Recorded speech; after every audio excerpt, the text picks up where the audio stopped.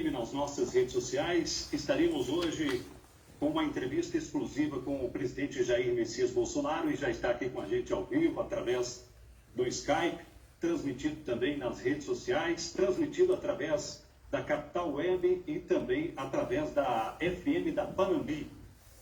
Presidente, seja muito bem-vindo à Rádio Mundial FM. Gostaríamos de iniciar a nossa entrevista falando sobre a sua saúde, como o senhor está e qual foi a avaliação médica que o senhor recebeu.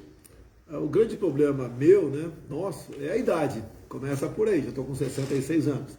E a minha situação de saúde se agrava de vez em quando, porque consequência daquela facada de setembro de 2018, por tal de Adélio, filiado ao PSOL, como eu perdi uns 10 centímetros de intestino e ele foi perfurado em vários outros locais, a aderência é comum acontecer. Foi a primeira vez que aconteceu, até demorou, e a gente tem que tomar um cuidado todo especial para que essa situação não se agrave. Graças a Deus, foi resolvido sem cirurgia.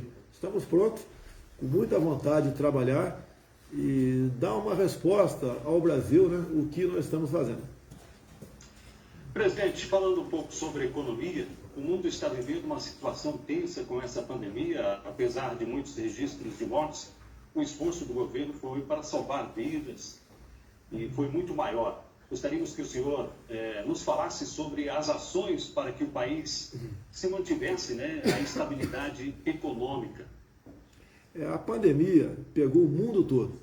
A gente lamenta as mortes e o Brasil não ficou afastado disso. O Supremo Tribunal Federal decidiu que quem trataria na ponta da linha das questões da pandemia e as medidas a serem tomadas seriam governadores e prefeitos. Ele deixou o presidente praticamente alijado. Bem, e a pandemia bateu forte no Brasil março e abril. E desde o começo eu falava que tínhamos dois problemas sérios pela frente.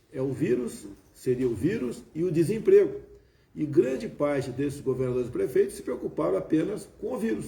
Então as medidas de lockdown, de confinamentos, de toque de recolher, de fechar o comércio de forma indiscriminada, afetou em muito a nossa economia. Um governador não pode fechar o estado, simplesmente mandar todo mundo ficar em casa, e ele tem que saber que uma parte considerável da nossa população trabalha de manhã para comer de tarde ou à noite.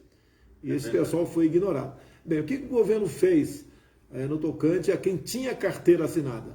Lançamos um programa conhecido como PRONAMP, até que foi de iniciativa, não foi nossa, foi de um senador da República, Jorginho Melo de Santa Catarina. E esse projeto, essa medida nossa, salvou mais de 10 milhões de empregos no Brasil. Então era recurso que nós colocamos à disposição das pequenas e médias empresas, onde nós entramos com parte do pagamento do salário.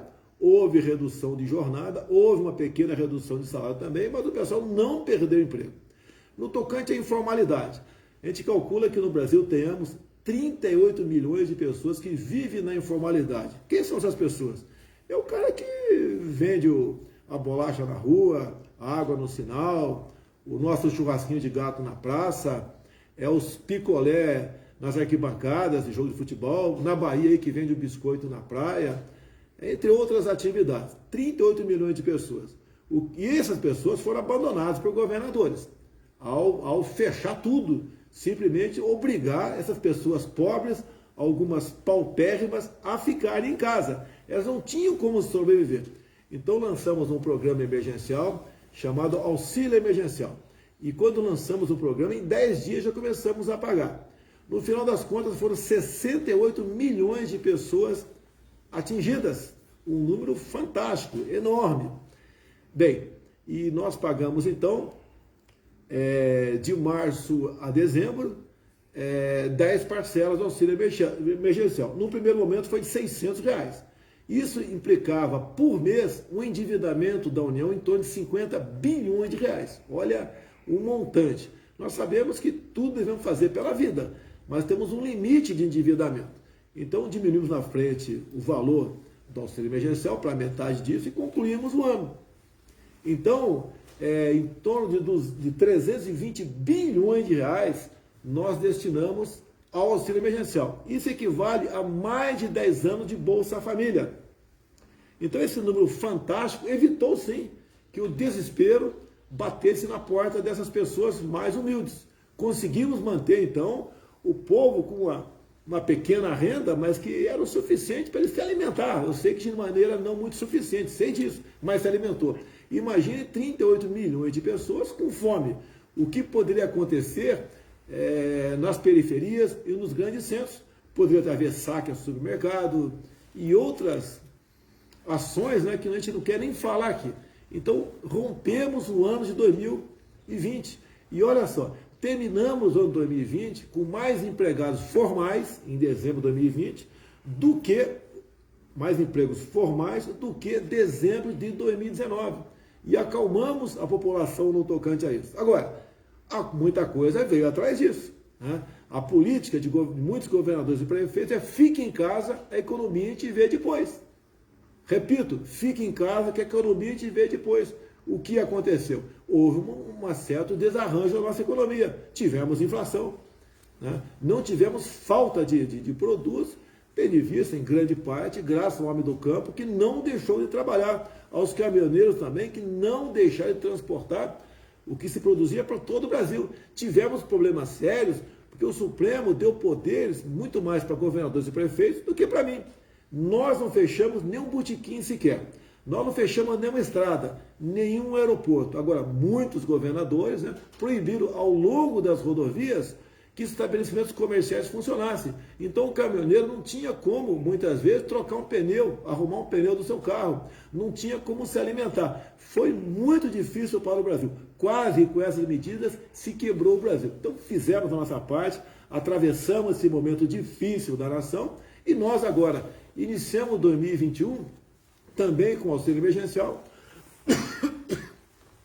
de média R$ 250, maior do que a média do Bolsa Família, que está em R$ 192, e temos previsões, né, de fora do Brasil até que a economia deve crescer mais de 5% no corrente ano. No tocante à economia formal, carteira assinada, o Brasil vai indo muito bem. No tocante a esses outros 38 milhões, ainda está faltando muito para que eles restabeleçam o seu poder de compra. Presidente, a nossa cidade é movida pelo agronegócio. Inclusive, na sua primeira eleição em Luiz Eduardo Magalhães, lhe deu a maior votação do Estado, 58,80% dos votos. Que medidas e parcerias o governo tem para melhorar e ajudar esse segmento? Olha, agronegócio, o pessoal do campo, né? Quem trabalha de sol a sol, de domingo a domingo. O que nós fizemos desde o começo do nosso governo, quando não existia ainda a palavra aqui, pandemia, né? Nós resolvemos tomar medidas para estimular o homem do campo a produzir. E o nosso governo, né, temos um lema, né? Nós não queremos atrapalhar quem produz no Brasil. Quando você fala em homem do campo, qualquer fazendeiro ele sempre dormia, né, e acordava preocupado se a sua fazenda ia ser demarcada como terra indígena. Foi uma verdadeira farra de demarcação de terras indígenas em governos anteriores. E nós estamos do lado dos índios. Tanto é que a parte considerável dos índios apoia o nosso projeto de lei que visa dar poderes ao homem, ao índio, nossos irmãos índios, a fazer a mesma coisa na sua terra que o seu irmão do lado fazendeiro faz. Então nós não demarcamos nenhuma terra indígena sequer. Imagine de repente você acordar, ver publicado em Diário Oficial da União que a sua fazenda foi tomada, né? Vai fazer parte de uma outra terra indígena. Você perde tudo. E grande parte dessas pessoas que perderam tudo, o governo não indenizou, ou indenizou parcialmente. Então, um fator está aí, terra indígena. Também não demarcamos mais quilombolas. Os nossos irmãos afrodescendentes são nossos irmãos, têm o mesmo direito nosso. E também foi uma farra no tocante a quilombolas no Brasil. Bem, evitamos essas demarcações também. Voltando aos índios, você vê uma área maior que a região sudeste. Você imagina a região sudeste, você pega dois grandes estados, São Paulo e Minas Gerais, e mais Espírito Santo e Rio de Janeiro. Uma área equivalente a essa região já está demarcada como terra indígena no Brasil. E já é uma área considerável, você não pode continuar demarcando, senão você simplesmente, tudo vai ser terra indígena ou quilombola em menor proporção. Então isso deu muita tranquilidade ao nosso produtor. Também a questão da segurança. O homem do campo podia ter a sua arma de fogo dentro da sua casa apenas. Isso chama-se posse de arma de fogo. E nós resolvemos estender a posse de arma de fogo para todo o perímetro da sua propriedade. Então hoje um homem do campo que tem a posse de arma de fogo, ele passa a poder usá-la em toda a periferia da sua propriedade e não apenas dentro da sua casa. Pegamos também o ministro Ricardo Salles, do Meio Ambiente. Salles, há um verdadeiro abuso no tocante a multas no campo. É um abuso isso aí. E essas multas, em parte, retroalimentam a própria indústria da multa, porque fica com o IBAMA. O que acontece com a multa? Você pode ser multado com o teu carro na cidade, mas você tem o direito ao contraditório e também ali conversar com o guarda. Me desculpa, eu não vi a placa, está escondida. E a multa é a última instância. Então acertamos com o Salles que o IBAMA devia fazer a mesma coisa, multar o homem do campo, sim, quando se fizer necessário, e não por qualquer motivo. E diminuir, então, o número de multas no campo na ordem de 80%. No tocante ao escoamento do que o homem produz, que eles sempre diziam, né? Estamos bem da porteira para dentro, da porteira para fora, não. O Tarcísio, com sua inteligência, viu os grandes gargalos para escoar o que o homem do campo produzia. Um exemplo muito claro que a gente coloca aqui é a BR-163, que passa lá pelo Pará. Tínhamos um pequeno trecho que faltava asfaltar, 50 quilômetros. Só que em época de chuva, um caminhão que transportava o que se produzia no campo levava em média uma semana para romper 50 quilômetros. Ele asfaltou isso em tempo recorde. Então, uma grande demonstração de que estamos preocupados com que o produto do campo seja transportado mais rapidamente para os portos, para exportação. Cai, obviamente, o preço do frete, bem como o produto chega nas prateleiras dos supermercados com preço mais em conta. Estamos ultimando aqui, por exemplo, a ferrovia Norte-Sul, que vai do Porto de Itaqui, do Maranhão, passa por Tocantins, Goiás e morre ali no Porto de Santos, em São Paulo. É um trecho de pouco mais, se eu não me engano, quase 3 mil quilômetros. E faltava quase metade disso ser concluído. Vai ser concluído no corrente ano. Isso vai baratear muito os produtos, bem como vamos ganhar tempo, né, para transportar este material. Então essas medidas levam paz, tranquilidade ao homem do campo. Por outro lado também a ministra Tereza Cristina da Agricultura, ela é uma pessoa que tem feito um trabalho excepcional fora do Brasil, onde cada vez mais mercado para o produto brasileiro tem aparecido. E o mundo está carente de alimentos. E nós estamos exportando muita coisa. Obviamente, isso reflete no preço aqui dentro. Se aumenta o preço de produtos aqui dentro. Mas nós temos uma política do livre mercado. Se a gente começar a querer fazer uma reserva de mercado, tudo fica mais difícil. A Argentina tentou fazer isso, está fazendo isso, e está realmente indo para o caminho errado. Você vê, por exemplo, há pouco tempo a Argentina resolveu proibir a exportação de carne por 30 dias, visando baratear o preço e atender seu mercado interno. Bem, neste período a carne faltou e aumentou de preço. E nós, para combater isso, o que nós estamos fazendo? Colocamos a Caixa Econômica nessa roda. Hoje em dia, não apenas o Banco do Brasil, mas a Caixa Econômica Federal, que vai inaugurar esse ano em torno de 200 agências voltadas para o agro em todo o Brasil, em especial para atender a agricultura familiar. Então, a curto prazo, não me entendeu, a médio prazo, nós, além de ajudarmos o homem do campo, estaremos oferecendo ao homem da cidade produtos mais baratos em quantidade suficiente. Presidente, para finalizar, sabemos que a agenda do senhor é corrida aí. Para finalizar, gostaríamos de saber e que o senhor falasse sobre o futuro político partidário. O senhor volta para o progressista e também o que o senhor comentasse também sobre a importância da reforma administrativa que está sendo trabalhada lá no Senado, né? Nós encaminhamos a reforma administrativa para o Congresso e ela começa a ser discutida lá. Ontem mesmo conversei com o relator, mas uma coisa tem que ficar bem clara: ela é para os futuros servidores públicos, não para os atuais. Os atuais continuam com todos os seus direitos garantidos. Ela haverá mudança sim para que no futuro adentrar a carreira, for concursado. Basicamente, é isso o de mais importante que está para acontecer na reforma administrativa. Então, a questão da estabilidade vai haver para algumas categorias no futuro, para outras não. Bem como haverá, ao longo da carreira, né, uma avaliação do funcionário público. A grande maioria bons funcionários não vão ter problema nenhum. A minoria poderá ter problema quando fizer a sua prova para avaliar a sua eficiência no serviço público. E repito, será para os futuros servidores públicos e não para os atuais. Quanto à política é... Eu não quero entrar em muitos detalhes agora, porque a nossa preocupação é realmente administrar o Brasil. É natural, obviamente, né? Eu tenho que ter um partido político. Eu não sei se vou disputar as eleições do ano que vem. Devo disputar, eu não posso garantir. E temos conversado com vários partidos, entre eles o Partido Progressista, ao qual eu integrei por aproximadamente 20 anos, ao longo de 28 que eu fui deputado federal. Trouxe para dentro da presidência agora o ministério mais importante nosso, que é o da Casa Civil, o senador Ciro Nogueira, do Piauí. Então, um homem adequado para conversar com o parlamento. E o general Ramos foi para outro ministério palaciano. E aquela história, né?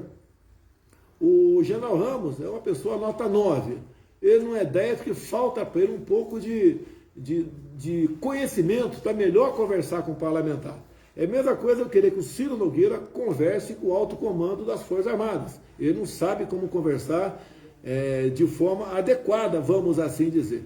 Então nós estamos acertando a chefia da Casa Civil com o Ciro Nogueira, um senador que está agora no Senado, mas teve 6 mandatos de deputado federal e foi meu companheiro de casa por muito tempo.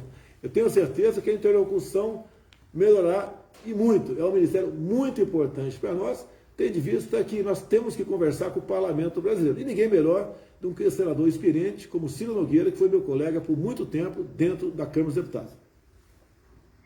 Presidente, gostaria de agradecer imensamente, dizer que é um marco histórico para a Rádio Mundial entrevistá-lo, o presidente do Brasil, e aqui na cidade onde o senhor teve aí uma margem considerável de votos nas eleições. Deixar um grande abraço, deixar também o desejo de muita sorte na administração do Brasil, saúde para o senhor, e também deixar um abraço da minha filha, que ela falou, olha, por favor, fale para o presidente que eu mandei um abraço para ele, a Catiele Munique, também o Jamerson Valenzuela, deixaram um abraço aí para o senhor e o desejo que tudo dê certo aí para frente aqui no nosso Brasil. Me dá um minuto só mais, por favor. Hoje, às 19 horas, é o dia da minha live semanal. Hoje não tem... Amanhã, nossa live semanal, né? 19 horas. Então nós vamos mostrar as inconsistências do sistema eleitoral nosso. Muitas questões realmente que levam a gente a desconfiar do atual sistema eleitoral. O que nós queremos é um voto impresso. Não é você votar no papel. Você não bota a mão no papel. Você digita o nome dos seus candidatos, ele aparece na tela, e depois você aperta um botão e esse voto então é impresso no pedaço de papel que cai automaticamente dentro da urna. É uma maneira de você realmente acreditar nas eleições. Nós queremos eleições democráticas e o voto democrático. Dizer mais ainda, na sexta-feira eu recebo aí o presidente de Cabo Verde, então não poderei acompanhar o Rogério Marinho em Guarabira, Paraíba. Ele vai entregar 500 casas do programa aí, Casa Verde e Amarela. E no sábado, abusando de vocês, eu vou estar em Presidente Prudente, em São Paulo. Vamos inaugurar o Hospital do Câncer, né? Uma reivindicação antiga dos moradores da região. E logo depois, como é sábado, eu vou dar um passeio de moto lá em Presidente Prudente. Muito obrigado pela oportunidade. Inclusive, se o senhor me permite, eu gostaria de deixar também aqui que tem uma mega manifestação pela democracia pró-Bolsonaro. Dia 1º de agosto, vamos às ruas pelo voto impresso auditável. O encontro será em frente ao Posto Paraíso, aqui na cidade de Luiz Eduardo Guimarães. Em apoio aí ao voto. Eu convido a todos a comparecer, não vou estar presente aí. Eu prefiro chamar de voto democrático, né? Eleições democráticas. E realmente você só pode acreditar numa democracia se aquela pessoa em que você realmente votou, o voto vá para aquela pessoa, não interessa quem quer que seja. Quem está contra isso está contra a democracia, está contra o voto democrático, está contra uma eleições limpas. E nós dependemos disso ano que vem. Eu completaria até com uma questão. Não é possível que as mesmas pessoas que tiraram o Lula da cadeia e tornaram ele elegível sejam as pessoas que vão contar o seu voto dentro de uma sala secreta onde só eles têm acesso. Gostaria mais uma vez de agradecer ao senhor e dizer que a Rádio Mundial FM está à disposição para qualquer outras eventualidades e outras questões que o senhor queira colocar. Estaremos sempre com os microfones da rádio aberta ao senhor aqui. Obrigado, um abraço a todos os baianos. Abraço, presidente.